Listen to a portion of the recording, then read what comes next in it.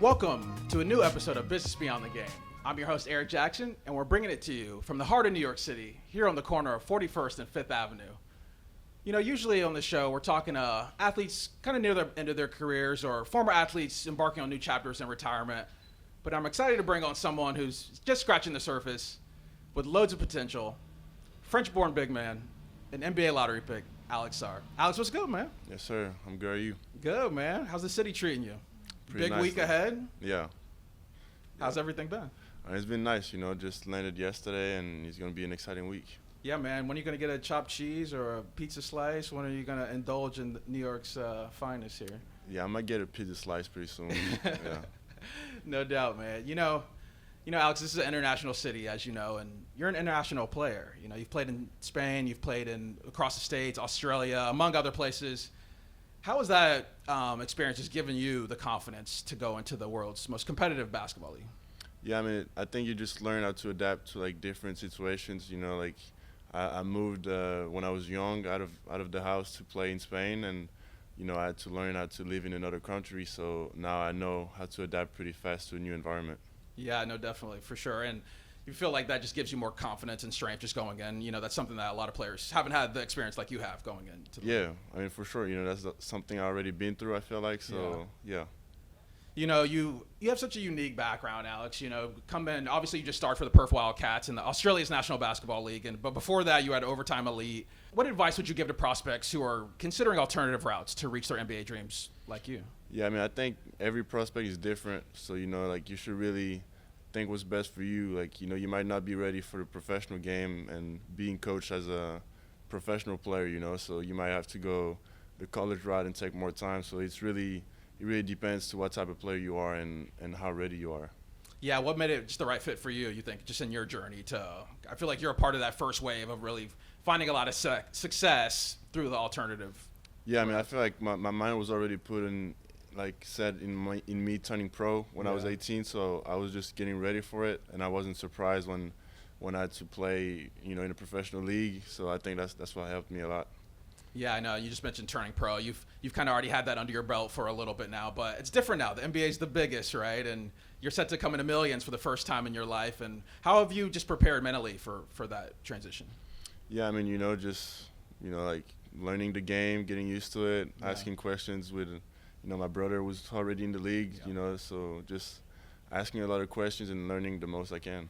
I know. I don't think a lot of people know you come from a basketball family, right? Your dad played, and obviously your brother Olivier played for the Oklahoma City Thunder right now. How much does that just help having that foundation as you make this transition into the NBA? Yeah, it helps a lot. They understand my routine, my day-to-day, give me a lot of advices, and support me a lot.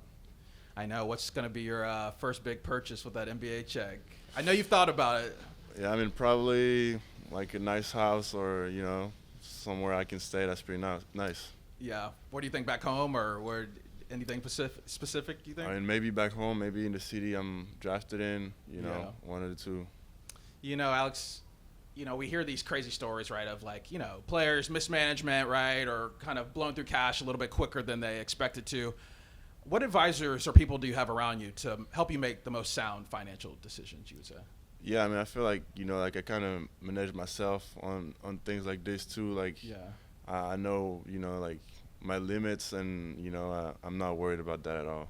I'm sure that goes back into having family around to say, maybe not do that or this. And for sure. I'm sure the WME family is helpful too, right? To navigate that stuff. Yeah. Yeah, definitely. And for you, when you just kind of consider overall, how much do you think that just transition of, being from Overtime and then being at NBL and then to now, financially, how is that transition different, you would say, managing the money? Because you've been paid before, but now going into, a different tax bracket, if you will. Yeah, I guess it's kind of different, but, obviously I earned a little bit of money before, and I kind of had to learn how to deal with it. So it's kind of nice, I'll say, first try or, me getting used to spend money in a smart way. I know, and I think we talk so much about fellow Frenchman and reigning Rookie of the Year Victor Wembanyama, but I don't think people talk about this huge influx of French players coming in, right? I feel like there's this new wave, not just you two, but four Frenchmen expected to be drafted in the first round alone in this coming draft. Like, what's in the water, you would say, over in the Republic? What's going on? Yeah, I mean, you know, it's just there's a lot of talents over there. You know, like I'll say that in the next generation, I think we're going to be really good as a national team, and you know, it's really exciting when you see like all the new players that are from France coming up. I know. How much pride do you just take in being a part of that next wave? Obviously, the NBA's had plenty of French players before who have been stars, but what's it just like to be a part of that new wave, and how much pride do you just take in that? Yeah, I mean, it's great. You know, like I'm really excited to be, you know, playing with the national team, so it actually means something, and we're playing with the same jersey. But it just, you know, it's just great to see. Well, Alex, I'm really curious. You know, you've over the last few weeks, I would love for you to just kind of tell us what's been the best business lesson that you've learned here. You know, from through the whole draft process and everything that you've taken away. If you can leave us with a gem. The gem would be to enjoy the moment. You know, like I feel like the whole pre-draft process went pretty fast, and everything's going really fast. So just me being in the moment, and you know, it's just a blessing, and you only get drafted once. So I'm just enjoying every moment of it. And when do you think it'll finally feel real to you? Is it when you shake the commissioner's hand, or when when you put on that summer league jersey, or when do you think it'll really like feel real to you that your dream has been accomplished? I think when they call out my name, you know, that's probably when, yeah. Yeah. Awesome, man. Well, there you have it. From the man himself, French-born big man, an NBA lottery pick, Alex Sarr. Thanks for coming on, Alex. Thanks for having me. Appreciate it.